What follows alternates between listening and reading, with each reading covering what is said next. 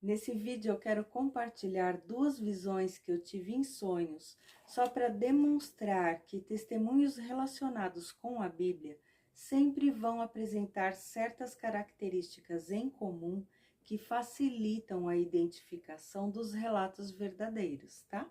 A primeira visão foi um sonho que eu tive no dia 14/11/2023, no qual eu via espigas de trigo dourado caindo do céu sobre toda a terra.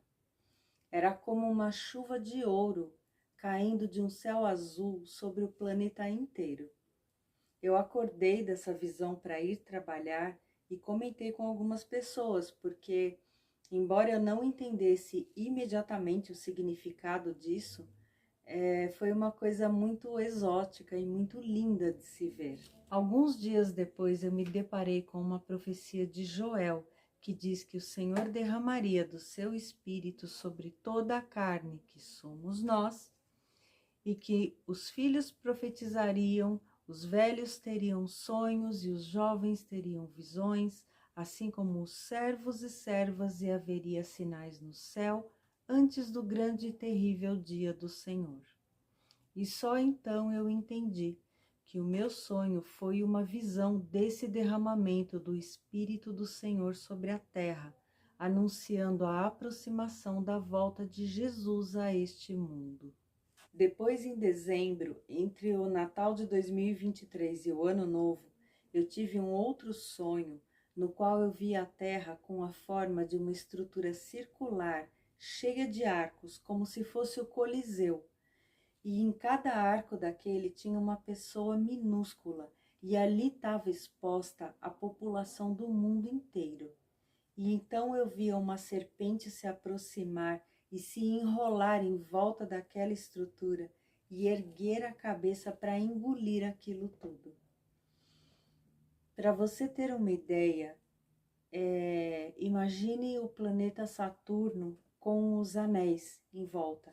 Essa era a proporção do que eu estava vendo. Dessa vez eu entendi que se tratava de Isaías 24:22, aonde diz que eles serão reunidos tal qual um bando de prisioneiros condenados à mesma masmorra, trancafiados em uma prisão onde aguardarão a punição final depois de muito tempo.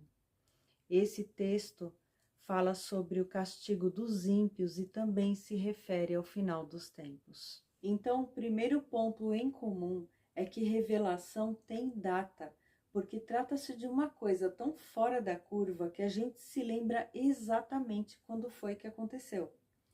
E geralmente também tem testemunha, porque a gente tem o cuidado de compartilhar com alguém que possa confirmar a visão depois.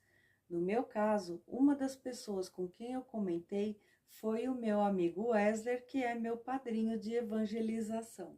O segundo ponto em comum é que conteúdo de revelação raramente é objetivo. A gente vê coisas que não são o que parecem, porém é dado um entendimento espiritual sobre o que está sendo mostrado, de modo que a gente sabe que a visão não é fruto da própria imaginação. O terceiro ponto é que toda revelação obedece à mesma composição alegórica da Bíblia, como o trigo, a estrutura em arcos, a serpente, que são elementos característicos da linguagem bíblica. E além disso, as próprias escrituras devem confirmar aquilo que foi revelado. No caso, os versículos que eu citei e que qualquer pessoa pode conferir. Concluindo, os dois sonhos são visões verdadeiras sobre aspectos da aproximação da volta de Jesus a este mundo.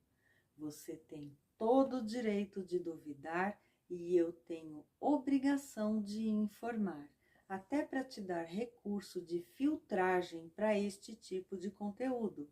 Porque assim como o próprio Jesus já tinha previsto, está pipocando profeta fake para todo lado na internet.